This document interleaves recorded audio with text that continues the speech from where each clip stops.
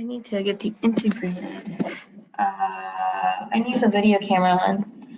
Do you need it right now? No, not right now. Okay. Hi, this is Melanie Woods.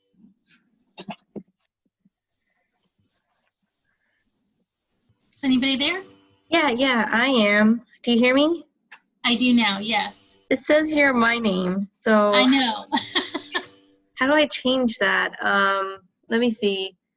I guess because I sent you the invite, it must have used my name instead. So you might have to, let me send you another link and you can try entering through, I'll send it over chat. Let me see if I can do that. That's kind of weird. Okay. All right, thank you. Everything is falling. Okay. I think I sent probably too many links, but let me send you this. Maybe this will be good. Hopefully not everyone shows.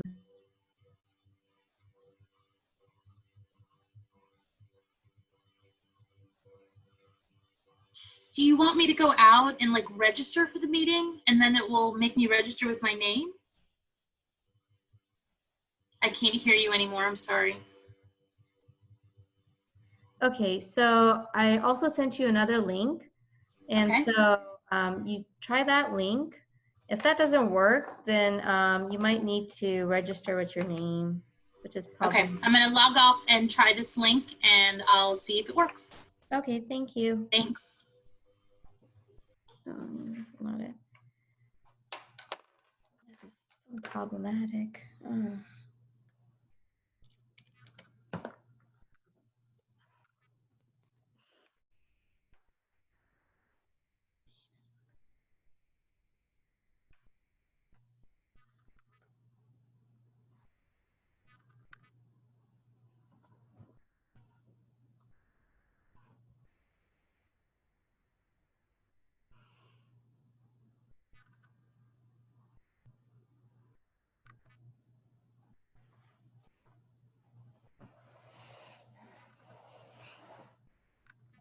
Oh, it's working. Yes. There we go. Yeah, that worked. Okay, did you have to re-register or it just? Yeah, this time it actually had me enter in my name and such. Oh, good. Oh, good. That's what I was hoping for. Okay, great. Okay, great. And you're here. Jason should be moderating. Let me make sure he's, informed. There's a lot going on today, so. No worries. I'm just gonna go off and work and just know that I'm here and ready when you guys are. Okay, Melanie is on.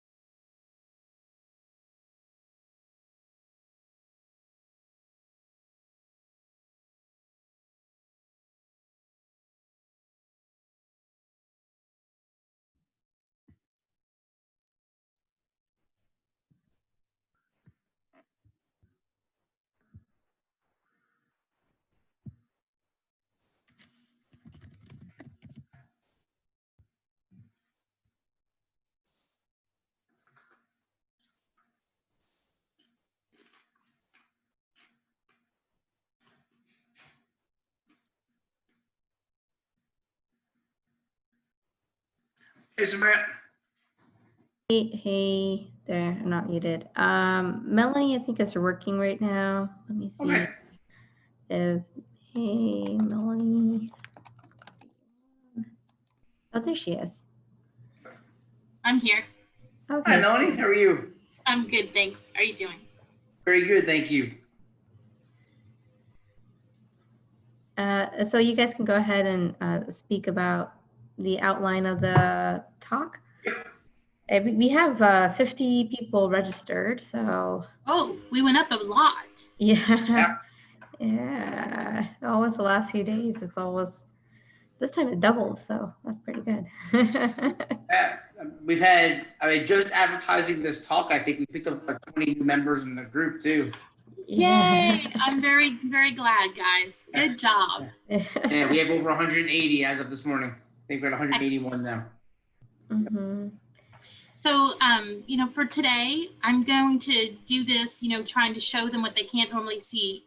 So I'm going to talk for a while about the market and what I'm seeing from an HR and recruiting side. Then I will actually take them into LinkedIn Recruiter. We'll talk a little about that. And then I'd really like as much of it as possible to be them to have the opportunity to ask questions. Okay. And for us to really make it, as useful as we can for all of them. Yep. Do you want them to directly ask, or would you rather have everybody type it in a message and have one person read them off? If you have 50 people, it might be better to do it in a chat feature. Yeah. And then what we can do is, if I have follow-up questions on that, then you can unmute that one person and we can, talk for a while about it so everybody can hear. But with 50 people on, you're probably going to get a lot of background noise. Yeah, I'll have them put them in the chat and then I'll read them off to you as they come in. Okay, cool. And I don't think we have a waiting room in this chat. I guess it just didn't happen this time around. So people will be entering as they come in for the next 30 minutes. Well, 7 minutes. No, it's not 30 minutes. 7 minutes. And I guess we can give people like maybe 3 minutes to, populate, and maybe you could start around 2:03, 2:04. The talk. Yeah. We'll start just kind of maybe any matters or anything at 2 and 2:03. Okay, cool. So what time do we have until? 3 o'clock. 3 o'clock. Great. Yep. And I'll let Jason kind of lead this meeting. And so I'll be here, but Jason will be in charge of this one. Okay. So he'll anything introduce you want, Samaya, anything you want specifically announced at the beginning? We will have a seminar next week with Adam, who is a mental health expert. And so we will have him on our forum to, to answer questions on how best to deal with unemployment and kind of getting back on the horse. He kind of has experience in helping people with the emotions that they're feeling during this time and helping them navigate to successfully, weather this time. And he's going to be in the health. He's going to do the health forum in 2 weeks, right? He's going to do it. I think it's going to be next week, and it's called Coping. I have to cut you off. This is the USGS calling me right now. Oh, okay. All right. Well, I'm here. Okay. Hello.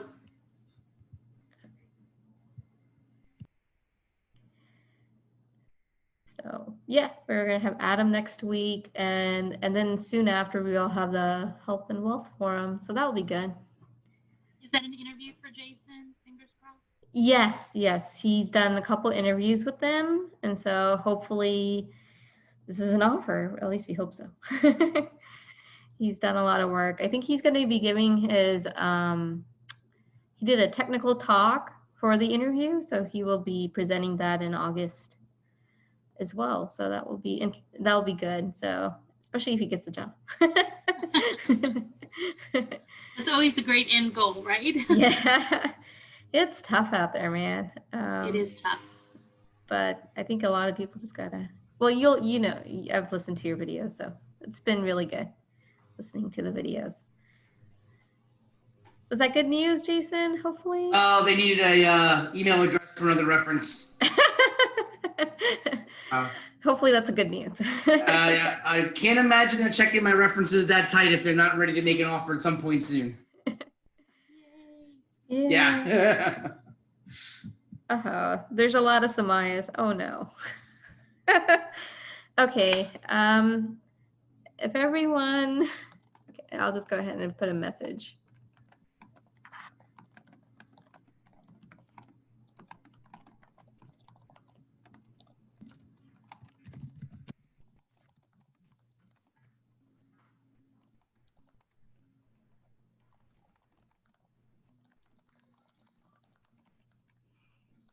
If everybody's listening in here too, there's a little bit of an issue when you log in. A lot Yeah. of people logged in under Sumaya's name. If you right click and you can hit the rename on there and change it to your, There you go. yep, same thing happened to me. So Oh gosh, Zoom. It's great. I'm learning. Technology is great. So did anyone go to that Pivot 2020 conference this morning? I did. I thought it was interesting, but I only understood about half of it. They got a little technical for geothermal, and I'm not a geothermal side. Yeah, I think the Friday talk is going to be really helpful. The one where they talk about oil and gas people doing geothermal. Yeah, but it was really cool to see Scott and all these notable people on there. So that's kind of, it's exciting panel lineup. I've heard from colleagues in the service industry that they're actively trying to find companies to pursue this with, to get rigs back out. Yeah. How fast they can move. It's really interesting, like the technology that they're using. Yep. Yeah. Have you seen like the Ever technology? Everyone's been talking about that. I started looking into it, but they're using horizontal wells. Yep. And successfully drilling multilaterals. We tried that at Oxy and we had so many technical issues. So it's interesting that they've had a successful pilot on such technology. So I don't know how they're going to make the two horizontals meet in the middle because there's so many uncertainties to get it to lock. I don't know, when you're geosteering. But it should be interesting. That won't be easy. No. Anything that'll help the service companies come back, because that's what I worked for, was a service company. Okay. Yeah, I think the VP of, she's a VP of technologies at Baker Hughes. She was on the talk this morning.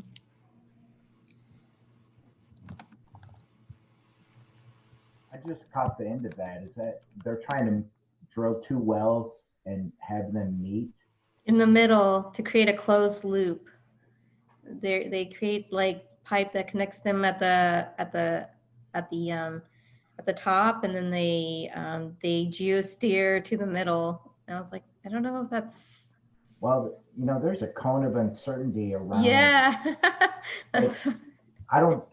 The closest I've got is it was within 3 feet. You know, you were never closer than 3 feet. Yeah. My husband and I were talking about it, and we were looking at like this kind of screw technology. We were looking at Home Depot, and we were like, well, if the screw is like, basically you have a screw within a screw, and if you could drill down and it latches onto that screw, and the screw will kind of pivot up, then it could possibly work where you don't have that kind of, where you have two links, but then that itself would be interesting. I've seen Russia do that accidentally on YouTube, where they drilled to the surface by just bad deviation, bad geosteering. But yeah, it's interesting. So the guy who's the CEO of that company will be speaking tomorrow at 11:45 at the Pivot conference. So good time to ask those questions. It sounded interesting. Cool. So Jason will be leading. So yeah, you can go ahead and speak. All right. Well, welcome to the third of our speaker series for the G&G Transition Zone. We get more and more attendees, and it's getting increasingly exciting every time we have one. I'm very glad that we're able to provide this to everybody, and I hope everybody's enjoying it and spreading the word as best they can. Today is certainly a special one for us to have Melanie Woods join us. Melanie has been a recruiter that has been supporting us from day one of us forming this group, and has been posting all sorts of helpful information, not only in our group, but across the board for LinkedIn during this really difficult time in our industry, as well as many others. She's helped job seekers across industries, and for her to make time for our little volunteer effort we have here today, we can't talk about how much we appreciate having her come here and join us today. So I don't want to take up too much time here, because I want Melanie to have as much time as possible. Just a quick reminder, keep your eye out. There's a bunch of other speaker series events coming up for the next couple of weeks. One's going to be a really nice one with the Health and Wellness Forum coming up, where we're going to have financial advisors. We're going to have insurance agents discussing policies for when you get laid off, financial advisors talking about how to help out with your 401k, and putting your packages you may receive to best use, as well as a mental health advisor come and talk to us about how to handle these issues many of us are dealing with not just ourselves, but our children and our spouses as well. And so how we can best handle our home life and balancing all the stresses we have during unemployment. So that's going to be a real special one as well. That's coming up in a couple of weeks. So keep an eye out for that. And now, without any further ado, I want to introduce Melanie Woods, who's going to be speaking to us today about optimizing our LinkedIn profiles. So thank you very much, Melanie. One last thing, if you have questions, please type them into the group chat, and then I will relay them on, and then we will ask you to unmute if you have a follow-up after that. So thank you very much to Jason and the team for having me here today. There's lots of names that I recognize from a lot of you that I've had the opportunity to work with you and answer a bunch of your questions. For those of you that don't know me, I am an HR person by trade. I worked for over 25 years in HR. My last industry job was Director of HR for New Park Resources, which does drilling fluids and matting systems and has Excalibur minerals. But I left about 9 years ago to get better work-life balance and started my own fractional HR firm and recruiting firm. And that's where I am today. So I have lived and breathed the oil and energy industry now since moving to Houston in the early 80s. And it's an industry that's near and dear to my heart. What's also very near and dear to my heart is all of the job seekers that are getting hit right now. And I wanted to start our talk today to give you a little bit of an update from an HR and recruiting standpoint of what we're seeing in the market in general. I know that there is lots of news stories and things going left and right. And I wish I had some great news for you at this point in time, but for those of you that know me, I always try to be really honest and really factual based. So let me tell you what we're seeing today. So of course, the layoffs we thought were going to be going a little bit less, but we're actually seeing a little bit more the last couple weeks, especially I'm based in Houston. We're seeing a lot in Houston and in the oil and gas market in general, globally. In the US in general, what happened was all of these PPP loans, which were the short-term loans that companies could get to help them through this crisis, they had to maintain their staff for a period of time that they had that loan. And if they didn't maintain a certain percentage of their staff, then what happened is that they had to actually pay the loan back as opposed to the government forgiving it. So we're now reaching the end of people have used all of their PPP loan money, and we're starting to see another round of layoffs occur where the companies are just out of money and they're having to now file bankruptcy, look at other things. So you're going to see a little flurry of that, I think, over the next 2 to 3 weeks as everybody's exiting out the end of those PPP loans. So don't get discouraged. I know that's easy for me to say and hard for you to live. The market will come back. It's just we have to make sure everybody is prepared as we possibly can be during this time frame. And that's what my team and I have been trying to do, to help you guys, every single one of you, get as prepared as you possibly can. There are jobs out there right now. There are companies hiring. You can, stay in the industry and market you are in. You can pivot or change industries, but there are roles out there. You're just going to have to look at this now more as a marathon and not a sprint. One of the things that I always like to do when I am talking with job seekers is I have the advantage of, since I own a recruiting firm, I get one of the big behind the scenes systems. And I always like to show that to all of you because it's not something as a job seeker you get to see. And the unfortunate recruiting and job seeking world is all with these applicant tracking systems. And as much as you hate them, believe it or not, recruiters and HR we hate it too. It's made it completely unpersonal. And it's more about getting past all of the systems and the search filters and the gates before we actually get that person-to-person connection. So I'm gonna jump into that in just a second, but for the call today, there is nothing you can't ask me. I will be as open and as honest as I possibly can. If there's something for your specific, as we have time, I can see we have about 20 people on this call. If you want me to look up your information live on the system, we can do that. We can try and test through some searches to see where you're falling in and falling out. But for now, let me take you in and show you LinkedIn Recruiter and kind of walk you through how that system works behind the scenes. So let me go ahead and share my screen.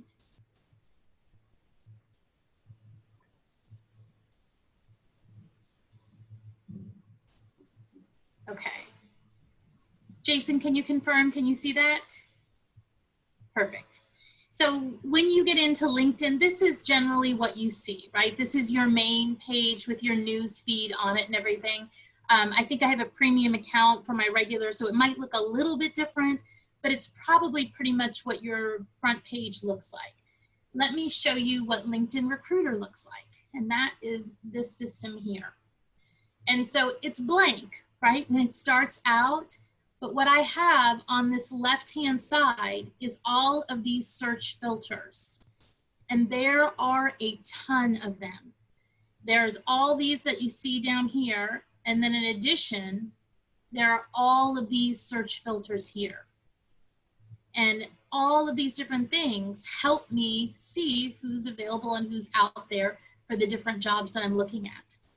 So let's say, for example, I wanted to see how many people total were on LinkedIn.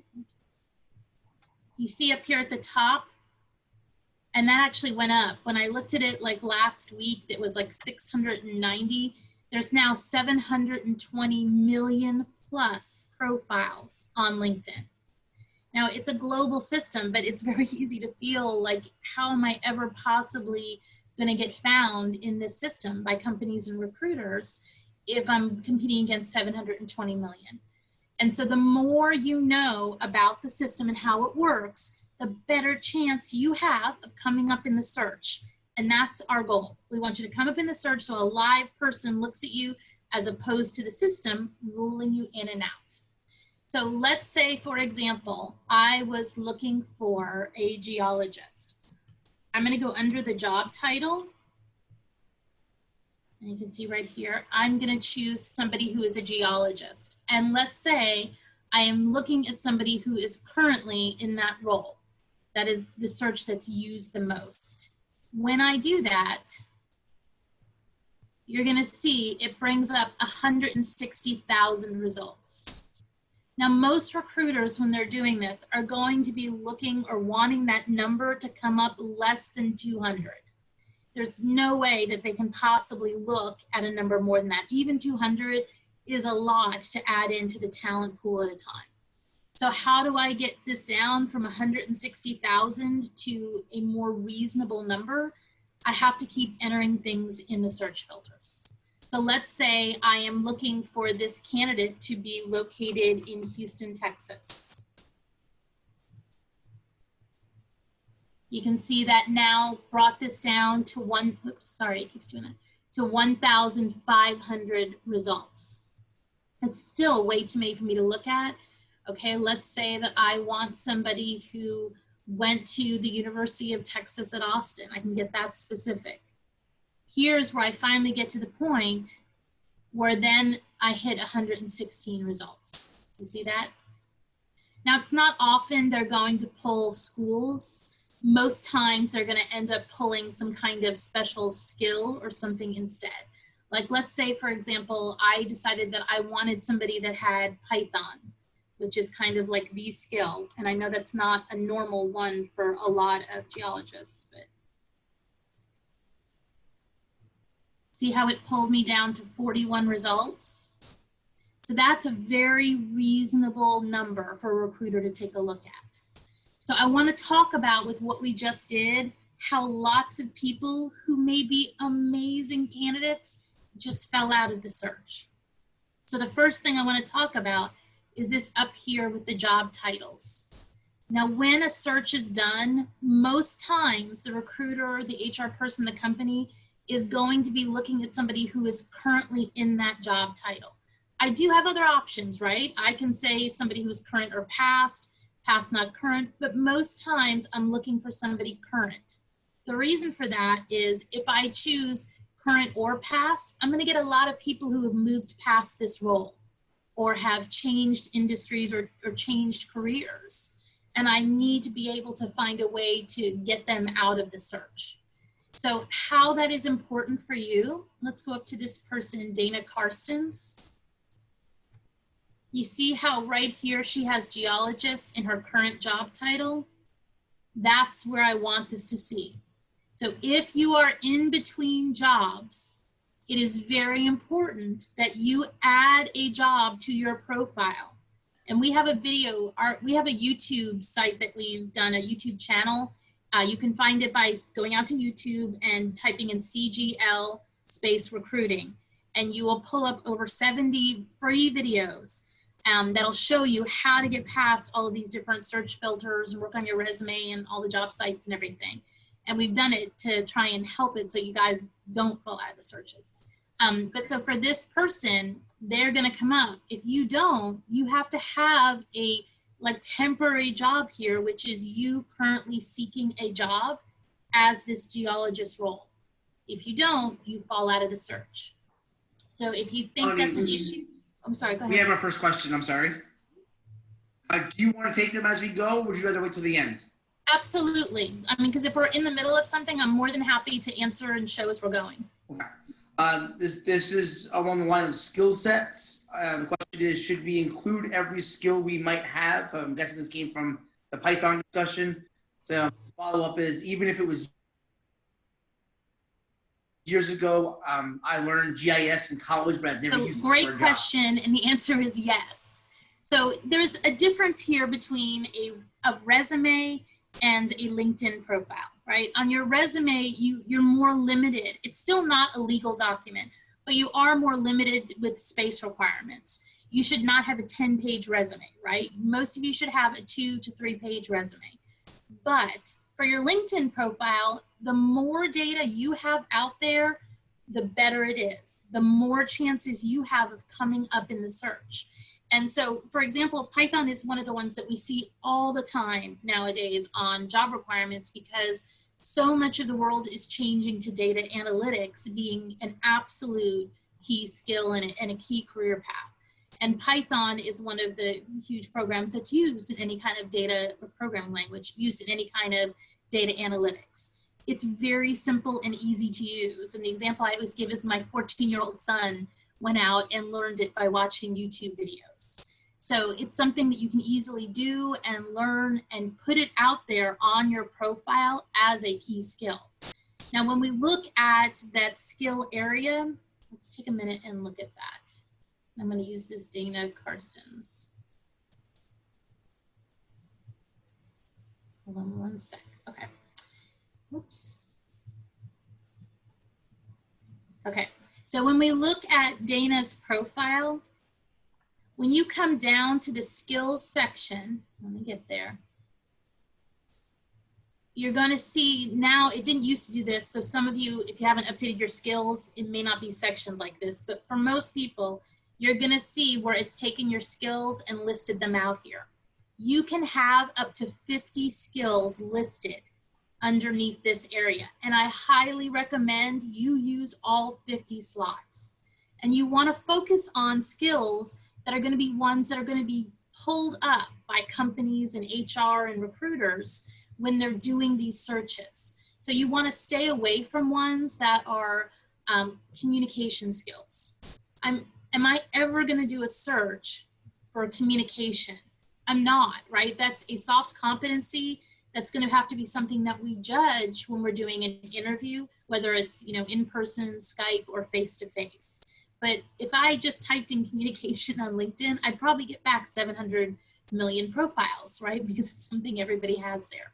So think more specific and strategic about the key skills you're putting out here. So for example, this person, she or he, I'm sorry, I don't know if Dana's a boy or a girl, has things like earth science, stormwater management. That could be something that I would definitely search for. Spatial analysis, MATLAB, right? In this case, this person had Python, which is how they came up in my search. So as you're doing it, think about that way. Now, if you have a choice, if you're running out of skills in this section, it is better to load it more with software and hard skills. And the reason for that is because LinkedIn has rolled out a brand new feature. If you don't see it yet, don't worry, it will roll out to you. But it's now skills endorsements, and you can actually take tests in the different software and some of these other skills. It's very software specific, the things that you can test in right now. There are some outside of the box, but like 80% of it is software skills. But you can go out on like SolidWorks or MATLAB and take a quick assessment. If you don't pass it, it does not go on your profile. If you do pass it, it gives you a little check next to the skill. I think that's something that you're going to see recruiters and companies use more and more. And the reason for that is if I switch back to LinkedIn Recruiter and I come down to this skills and assessments, it's giving us now an opportunity to include candidates that have passed at least one skill assessment. So as more of candidates go out and take these tests, and I say, oh, well, yeah, I want somebody that is pretty good at Python or pretty good at Excel, then I'm going to be able to go out and search by those tests they took. And if they passed it, they're going to come up in my search. If you haven't taken it, you're going to fall out of the search. So as that's launched for you, I do recommend you taking those tests. And that's why I said do a little bit more of those type of things in that 50 skill spaces. But the good news on this is, let's say you have an amazing background and you run out of 50 spaces, don't worry, because when I enter a skill in here, it not only pulls from the skill area, it will also pull from your about section and also from the data that you put underneath your job experience, which is a huge plus for all of you as job seekers. Hope that answered your question. If not, let me know. Let me show you a little bit more out here and kind of give you an idea of how a little bit more of it works. So let's talk again where people fell out of this search. So on this locations, you can see that I chose Houston, Texas. Now Houston's 4th largest city in the US, and there's unfortunately more locations on here than just Houston, and the system is very, very sensitive. And this is not just true of LinkedIn. I'm showing you all of this on LinkedIn Recruiter. All of the applicant tracking systems pretty much work the same. They almost all have the same search filters that we get to use. The only thing that makes LinkedIn, why it's taken over the market and is the absolute behemoth, is because it's not just active candidates that are applying for roles, it's also passive candidates that are just on here to network. So the more, that LinkedIn gets 700 million, 720 million, the more it gets more and more profiles on it, the more valuable it is to companies and recruiters, and it's just eclipsing every other system. For those of you that don't know, actually, Microsoft bought LinkedIn for $22 billion. So they doubled down pretty heavy on LinkedIn. Another Okay, question so that came up here. Go ahead. It goes back to the skills. Is there a list of skills to choose from that are most commonly used in searches? So there is not. And the reason for that is because you got to remember, you have across the entire world here, you have multiple languages and you have multiple, professions. So when people always ask me, well, what are the top 5 skills I have to have? The skills that we search for as recruiters and companies depend on the role that we're actually recruiting for. So we're never going to, like I said, we're not going to search for something that's so broad like communication. We're trying to use skills to narrow it down. So think more specific. Think of things that are going to be definitely a tie to that job. Now, one thing I do always recommend to the job seekers I'm working with is look at the last 10 positions you applied for that you felt like you were a really good match for. And when you go down to the requirements of that position, are there any key skills that they're asking for that you know you have but are not on your profile? And if there are, those are things that you need to figure out how to get on your profile. And if there's ones that you don't have yet, so of course they're not on your profile, you need to figure out how to get yourself some education and training in that to get it on your profile. And we are, thank goodness, we live in this electronic age where you can go out to YouTube and get tutorials on just about everything. And it really will help you add things to your profile and even to your resume that you don't have to go back and necessarily get a full degree. You don't necessarily have to, do an 18-month certification class. You just need to have enough education in it to have it on your resume and to be able to talk intelligently about it. And if you're asked to do it, to be able to do it. The next question came up here. I'm sorry, we have a few couple in a row. No worries, it's fine. What is the best way to show up in a job search by title if you're currently between jobs? Okay, so let me see if I can show you somebody that did it not right, and we'll try to show you somebody that did it right. You can pull mine up. I'm sure it's wrong. Do you want me to pull yours up? Sure, go ahead. Okay.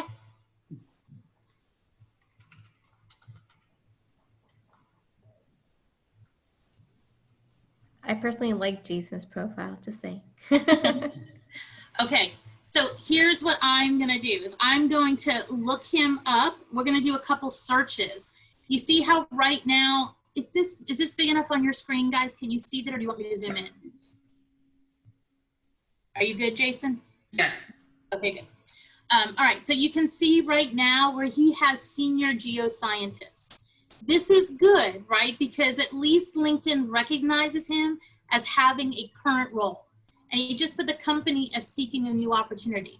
What I would say to you, Jason, is I would put a space/space and put a couple other job titles out here that you are looking for. Because remember, it's so very specific. So if I put, geologist or program manager or whatever other titles that you're looking for, that's going to help you come up in more searches. And I also would recommend to you, just looking at your profile here, the same way under this role here, you have all of this great data underneath. You can do the same thing when you're seeking an opportunity and just put more information about, I have the following skills, I have the following data, I'm looking. More is more whenever you're looking at LinkedIn and any kind of applicant tracking system. So you want to see if you fall out of a search? Sure. Okay.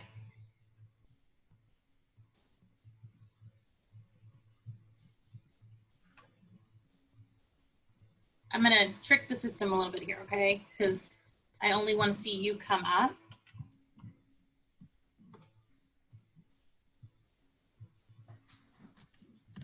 Give me just a second. Okay, you see Jason right there, right, in the search? So what I've done just to make so he's the only one that comes up is I entered the keyword of his last name and I put somebody who was a first level connection to me. And that made it so only you are coming up. You're the only person I know with that last name. So now let's see how you come up in other locations. Let's say, for example, that I choose to search by Greater Houston. Let's see if you still come up. Oh, you do. That's perfect. Let's see if I enter a job title. Oops, sorry.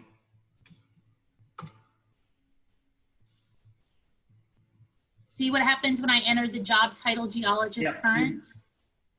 Do you want to fall out of that search? Nope.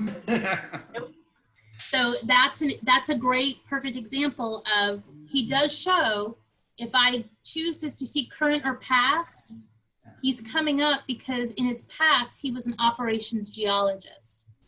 So how he can fix this so he will come up in the current search is just by taking that current role, senior geoscientist, always put a space between the slash. I put a space, slash, space, and then the next word. So LinkedIn recognizes it as a completely separate word. It's a little touchy on that. But that way, put geoscientist and you'll come up. Or geologist, I'm sorry, is what we did. Does that make sense, guys? A follow up on that one. Somebody just asked, would you put a comma or a slash? You know, it really doesn't matter as long, I always recommend you put that space in between and after whatever you're using as a delineator, just because every once in a while I've seen people put a funky symbol in there and it tricks LinkedIn and LinkedIn doesn't do it. Applicant tracking systems are stupid, right? They are not an artificial intelligence system. They are just comparing ones and zeros to other ones and zeros. And so if it doesn't exactly read the way that it wants to read, like for example, Jason, with you in this search, you fall out. Yep. And that's the worst possible thing that can happen to you as a candidate. It's the worst thing that can happen to us as HR and companies. Oh, absolutely. Because, yeah, you see, it's just as frustrating for us as it is for you. Yeah. But if I went into, let's go back to that other search. Oh, I already went out of it. I'm going to take you out of here, Jason, and show. Mm-hmm. So you can see if I'm looking geologist current or past, I have 180,000 results, right? If I look just current, I only have 100,000. So it almost cut it in half, right? It chopped off 80,000 people. This is the way I can tell you companies and recruiters search. They don't search using that current or past. I will say that we use it, but we use it for a different thing. If we're looking for somebody if we're hiring for like a VP of engineering, and I've looked through everybody that's got a VP of engineering title, and I just can't find somebody for something very specific, I might say, okay, show me somebody who in the past was a VP of engineering, who may have moved on to a different role that I might be able to entice to come back. But in general, it's not used for the major searches. Along the lines of the searches, back to location, we have a question. Is it better to put the actual city or the major city in which you are near? So, for example, one of our colleagues here lives in Conroe, but always ends up working in Houston. Okay, so I always recommend you put the major city that you're close to.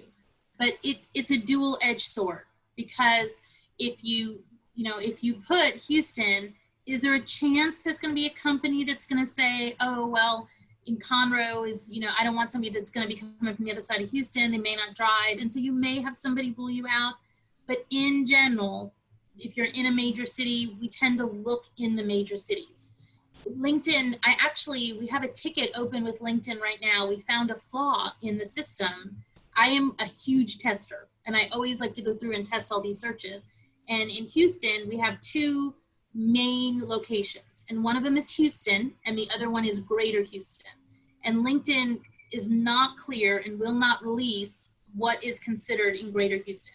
I can tell you Conroe, Spring, Tomball, the Woodlands, Katy, all of those are in Greater Houston, but I can't tell you exactly what's ruled in, what's ruled out. But the major flaw that we found that LinkedIn is actually working on reprogramming the system to fix is if you were in one of those cities and you were Greater Houston and there was a conflict between your primary location and the one that you put in your zip code, it was dropping you out of both locations. And so I should be getting an update again today on it. They've been working on it for a week, having to change the code. So it's not a perfect system, but I always recommend pick the major city rather than all of these little ones around. You will come up in more searches. And with everybody with COVID and having to do this work from home and all the remote jobs, there's a chance anyway, even if the position was in Sugar Land and you're in Conroe, they may say it's okay for you to do this role remote. Okay, another question now, going back to the job title discussion we had. How do you handle job titles if you're trying to pivot, but you're also open to jobs within the same industry? Are too many varied job titles a bad thing? Yeah, it is. When I'm telling you about that job titles, please don't put in 30, right? I always say if you're putting 5, you're pushing it. So don't put any more than 5 in that job title, and make sure it's an actual searchable job title. So if you just put in, you know, manager, director, VP, that's not job titles. Those are job levels. So you want more of job titles. You can say program manager, but you don't want to just put manager, director, VP. Okay, so going back to the other person, pivoting is and we do have a video that's on pivoting, and we have a different one that's on changing industries, because they have a little separate approaches to the two of them. But when you're trying to pivot from one role, like a lot of petroleum engineers right now are working hard to pivot into data science, and that's where they're trying to go. You have to, you know, have 2 masters that you're working towards. So you generally have to have 2 resumes, and you can do that when you're entering in and applying against a position. It's more difficult on LinkedIn. You have to actually put the information for both. And if you don't, you will not come up in the search. So you're going to have to utilize your about section and your headline. And your headline is this area. Let me go all the way up. Your headline is this area right here underneath your name. You're going to have to use that to say currently seeking, or, you know, positions in petroleum engineering or data science. And that's the only way you're going to come up in the search. I will tell you, pivoting is much, much easier. In general, the best way to find a job is always through someone you know. It is always going to be that. So networking should be a huge part of what you're doing. And I applaud you, Jason, and your team for what you guys are doing, because different members of your group are going to start landing. And if you've all networked well and you all remember who was with you in it, you're going to hopefully help pull some more of those people into roles after you land, right? So if you're trying to pivot, you have to usually make a personal connection into the industry or company that you're trying to pivot into, or the career. And you're most best trying to do that with a network than just trying to do it with your LinkedIn profile. It's always good too if you can find somebody who's already done the pivot. That's always great. That's something we're working on for a future talk as well. We know a couple people that we want to have a speaker session on successful pivoters. And what we did when we were, we did a presentation for the people that were looking at the data analytics.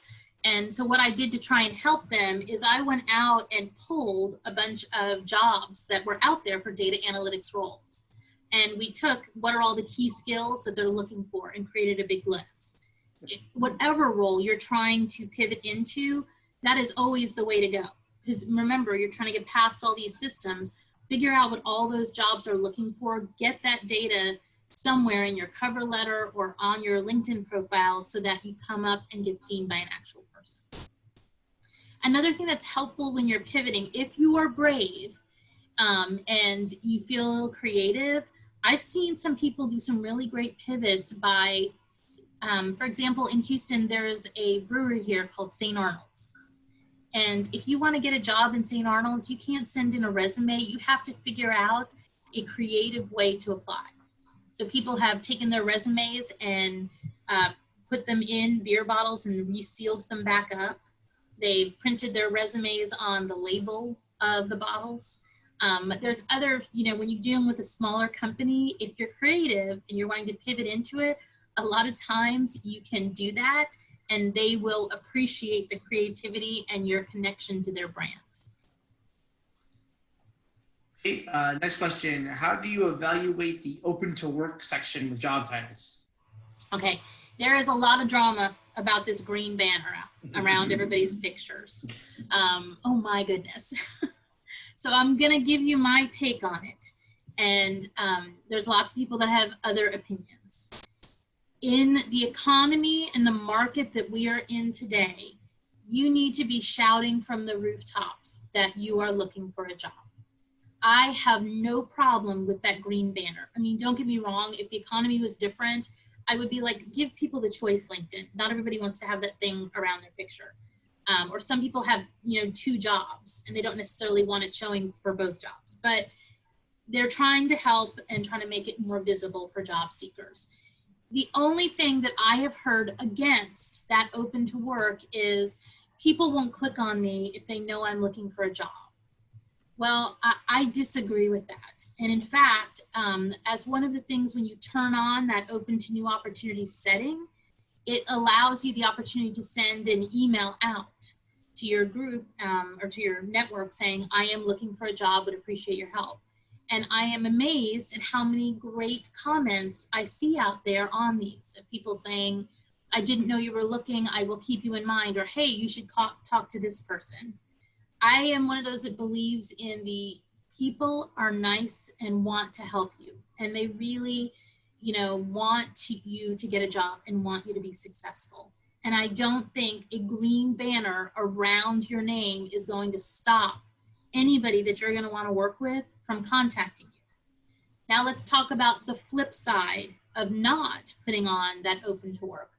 I don't know if you saw or not, but when I was in the search filters, up here towards the very top, there's this thing called spotlights. And if I click on this, one of the options I have is open to new opportunities. And you see this 100,000 results? Well, when I click on that, it just took out 90% of the candidates. If you do not have that open to opportunities on, you just fell out of the search with 90% of the rest of the candidates. Now, how often is this used? Let's look at the audience of who is trying to utilize this search filter, and that is recruiters. Now, let's forget the ones that are in-house for a moment and just take all of the recruiters and talent acquisition people that work for companies. My firm is a little bit different because we also do fractional HR work and training and development. So my team and my organization is different, but most recruiters that you're going to get to are paid based on commission. And some of the companies, guys, they get nothing unless they get a job, they find the right person, that person accepts the role, and they stay for a certain amount of time. So they are very, very driven to the only work that gets them any money and food on the table for their families is getting a candidate who's going to accept the offer and stay. Well, they can spend 2 months chasing a candidate who's, I'm not sure if I want to leave my current employer, or they can go to the people who they know are looking for jobs and have a better chance accepting any offer that is made by the company. So that is why recruiters use that open to new opportunities so much, especially in a market like today. They want it to be open and available that they can get people and land them in quick. I would not want to be one of the 90% that just fell out of this search because I'm worried about a green banner. Okay, here's my next point on it. Can you tell I'm a little passionate about it? Okay, so when you look at this open to new opportunities, the system that I'm in right now is LinkedIn Recruiter. And this system is stupid expensive. I would not purchase it if I didn't need it for my business. It is like $10,000 per license per person at my company. It is ridiculously expensive. And so there's lots of smaller companies that can't afford it, or there's lots of companies that have chosen to spend their money in different ways, or just can't stomach that much money to pay to get one license for this system. So unfortunately, when LinkedIn tells you, if you don't turn on that open to work, that it's you want to show it only for recruiters, what it really means is only people who have purchased LinkedIn Recruiter. And that means only the ones that have purchased this system. So everybody else, if you don't turn on that green banner, the data is hidden from. That is too much. That we're looking at the weight here, falling out, 90% of the candidates and everything else that you lose, I'm not willing to bet all of that on some people saying, well, people don't talk to me if I have that green banner. I say, not true. We'll go back to mine again because I would have fallen out on this one too because I don't have the green banners. I'll have it after this talk. Okay, another next question that's came up, but actually I think an interesting one here. Back to locations.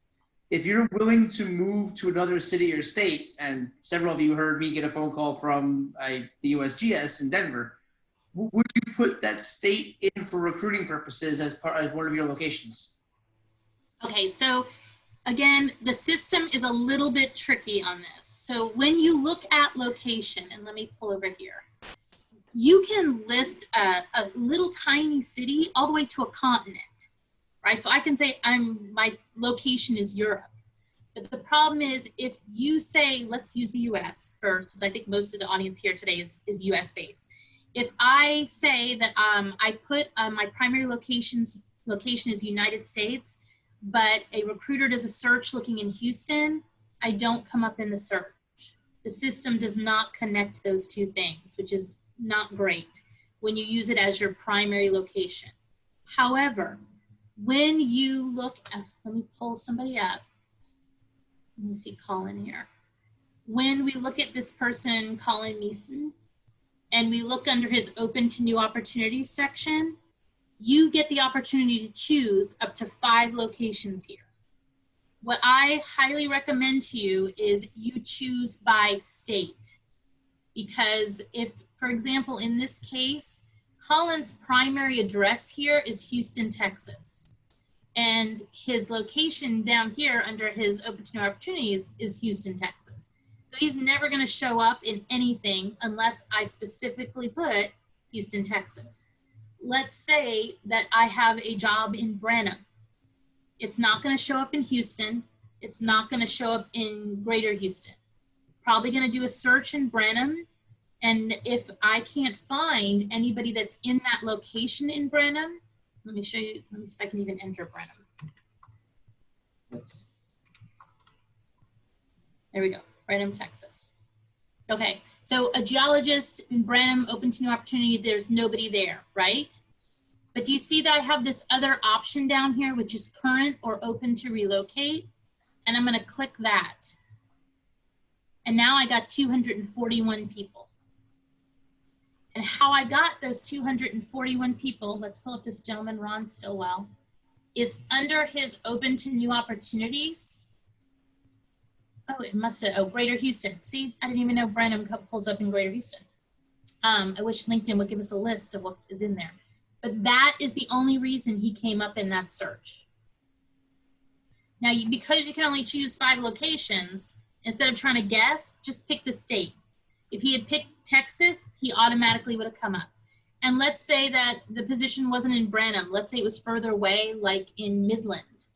And I called him and said, hey, I see that you're open in Texas. He can say, well, where's the location? I say Midland. He can then have a conversation with me of saying, well, Midland might be a little bit too far. Are they willing to let me work from home and I could travel there once a month? But the good news is he made it through the search. And he's at that point on a phone call with a live person talking to them instead of the search engine just ruling him out. Does that make sense? Good. Okay, let's see. Next one. What should we put in our about section that pulls up a LinkedIn Recruiter? What can you or what does in general pull up? But I guess what pulls up that we could put into an about section? Okay, and let me tell you because, and I'm totally great to go off on all the questions. We do have a video on our YouTube site that takes you through, it's long, I'm sorry, it's long, but it will show you each and every search filter that's out there on LinkedIn Recruiter. And I try to talk about each one a little bit, but I can show you live when we're doing some of the searches this way. Wow. Okay, wait, so the question was what shows up in the about section, right? Okay. Yeah. Losing it. So what shows up in the about section, believe it or not, job titles, if I put current or past, will show up in the about section if you picked a job title. So will any skills and assessments.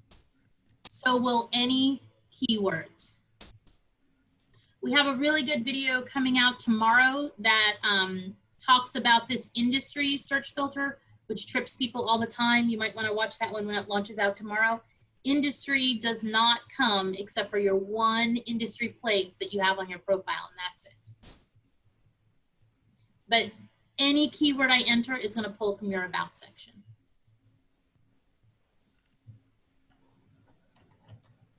Okay. I think we can probably move on here. I'll address one other question here because I think it was answered earlier, and I just want to make sure that they got it. Okay, great. Okay, so let's talk through some of the other things that are here. So one of the things is companies, and recruiters and HR people do use companies to say, okay, I want somebody who's really good at Lean Six Sigma. Let me take somebody from GE. And so we do use the companies a lot in the different searches that we're doing. If we're looking to get a competitor's, candidate, or if we're looking people that have the same type of industry knowledge. The only way that you show up in this companies is if you have properly linked to the companies on your profile.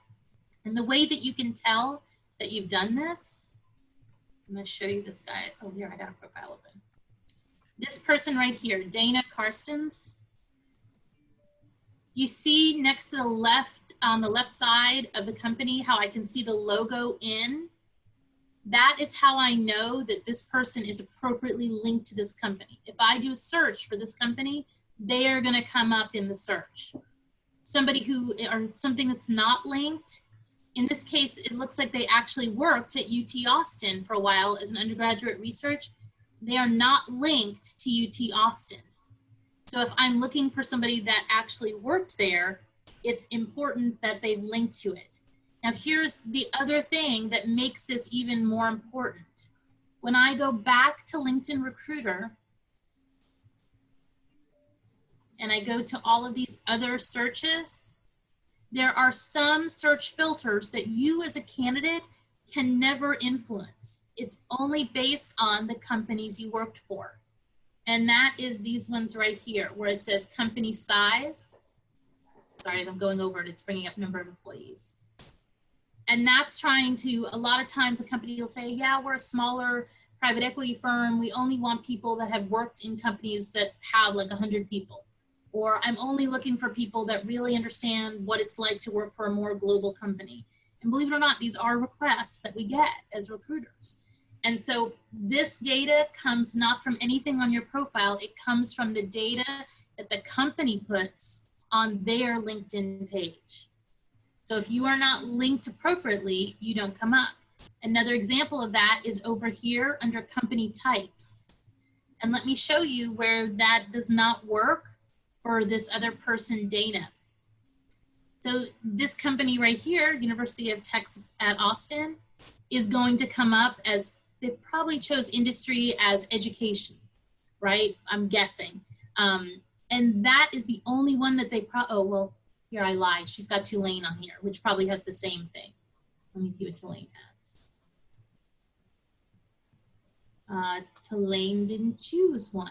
That's really odd. Okay, so when you create a company page, most times people enter in the industry and that's where it pulls from. Because she's not connected to UT, she's losing all of that data. And this is really important if you've worked for the same company for 15, 20 years, and that may be the only big employer or the only oil and gas employer you have on your resume. If you're not tied to it, you could be missing out, falling out of searches. Okay, let me take you back in a little bit more and show you just some of the other things that I think are important for you to know and take a look at. I'm gonna definitely wanna cover this thing that's here that's network relationships. So when I always tell people, if you connect with me on LinkedIn, I will keep you in mind as we're doing searches. Well, how I myself and other recruiters and HR people do that is the same way I found Jason. I went down and said, show me anybody who's a first level connection.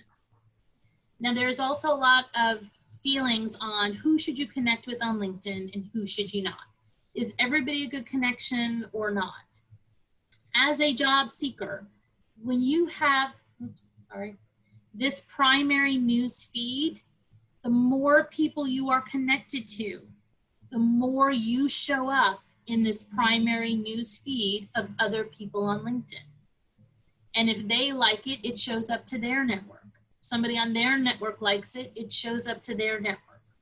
So having a big network on LinkedIn absolutely helps you be more visible and show up more. Now there is a rule of 5 on the I don't know feature on LinkedIn that will get your account locked. So you got to be a little careful on this of how you connect with people. You should in general try to always include a note if you can, or reference how you know them.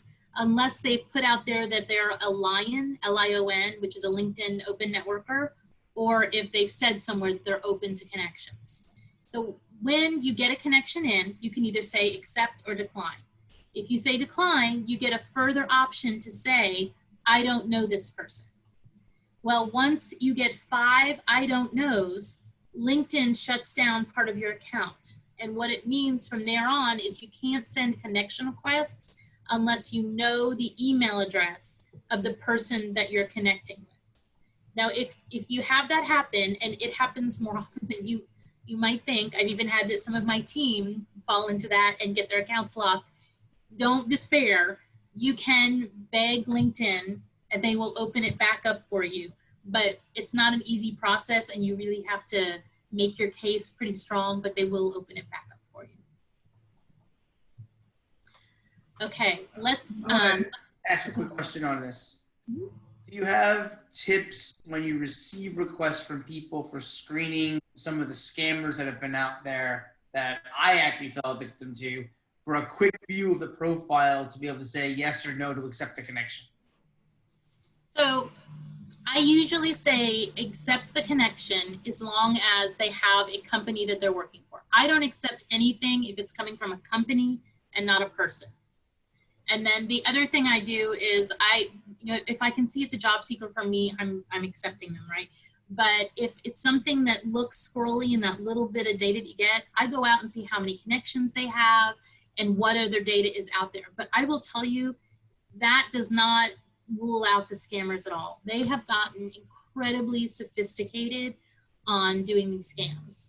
There was one person who actually went all the way through, did interviews, and was made a job offer. Day before they were going to start, completed an I-9, gave their social security and driver's license on the I-9, went to start, and it was a scam. So it's difficult and it's hard. I, in general, would say you should not be giving out a driver's license or an I-9 documentation until you actually start with a company. An I-9 is supposed to be done in person. Even during COVID, the government has not given us as HR a pass on doing those I-9s remotely. We're still supposed to be doing them in person or certifying them in person. So if somebody's asking you for it, in advance, that's probably a red flag. And then the other thing I would say is, if anybody asks you for money, it is a scam. Recruiters are paid very, very well for what they do. And I know that, being a contingent recruiter, there's a lot of work that they do that they don't get paid for. And there are issues on that side, but you as a candidate should not be paying to, I'll get you this job if you pay me back this percentage. You should not be paying to see job postings. We do a lot of videos on, here's the top job posting sites for these niches. The best way to not get included on my lists of job posting sites is to charge a candidate. You should not be paying. The companies are already paying to post the jobs. Why are they trying to take money from candidates? It's not okay. So anybody that's asking you for money, that you're not like getting the skill. If you feel like you need a career coach or something like that and you're paying for that skill and you're getting something back for it, then that's okay.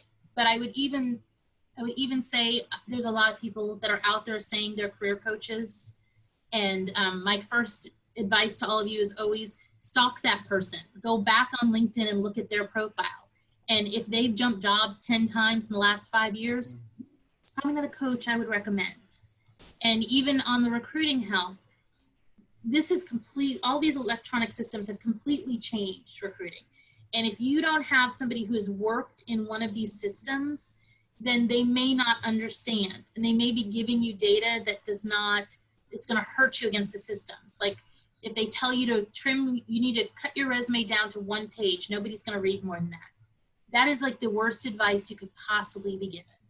You need to have more than 1 page because data gets you through the systems. So take it with a grain of salt, right? You guys are very intelligent people. You're all, have these huge educational backgrounds. If something feels squirrely, walk away from it. So, Melanie, if you don't mind, I think we're down to the last 5 minutes here. I know you have a few things you still want to cover. Would you mind if everybody who had further questions reached out to you with a direct message following this? Yes, so here's what I'm gonna say is, I have done my absolute best to game on with every job seeker that I can. And this is all volunteer work for us, and I'm doing as much as I can. I am outnumbered, so you have to be patient with me. Send me a message, via LinkedIn, and I will answer you as quick as I possibly can. If it's something that we've covered with LinkedIn and stuff, I would ask, do please take the time to go out to the YouTube. We've got 70 videos. We've probably covered, about 60% of the questions you have. But if you have something otherwise, yeah, absolutely. And I will do my best to get back to you as quick as I can. Great. So we'll reserve the last few minutes for you to make, finish up whatever other highlights you wanted to share to the group here. Okay. So here's, because we have 5 minutes, here's what I'm going to say. I'm going to even unshare my screen. So I'm a little bigger for you there. There we go. Okay. This job search is hard. When we look at the Great Depression, there were 660,000 people that applied for unemployment. We've had over 25 million. So this has never been a situation where anybody has ever been in before. This is not going to be a sprint. It's going to be a marathon. You're going to have to spend 6 to 8 hours a day working 100% on your job search. Another thing that we are seeing, I usually tell people, you need to, as much as you can, engage with as many recruiters as you can, because they want to find a place for you, right? They want to fill their positions. They want to get that money. This is projected to take out 90% of recruiting firms, that 90% of them are going to fail. A lot of them have already failed from those that did the staffing side.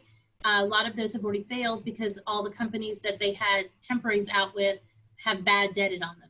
And it just completely wiped out any kind of savings they had. So it's going to be a huge bloodbath in recruiters. Give them the benefit of the doubt. Please, if you don't hear back from them immediately, they are overwhelmed, you still should try to connect with as many as you can and get your data out there. But don't be frustrated with them. They're doing the best they can in a really, as hard as it is for you, man, it's hard for them too. Hang in there, job seekers. I'm with you. I promise. We'll keep releasing videos and I will keep helping until we all get back to good.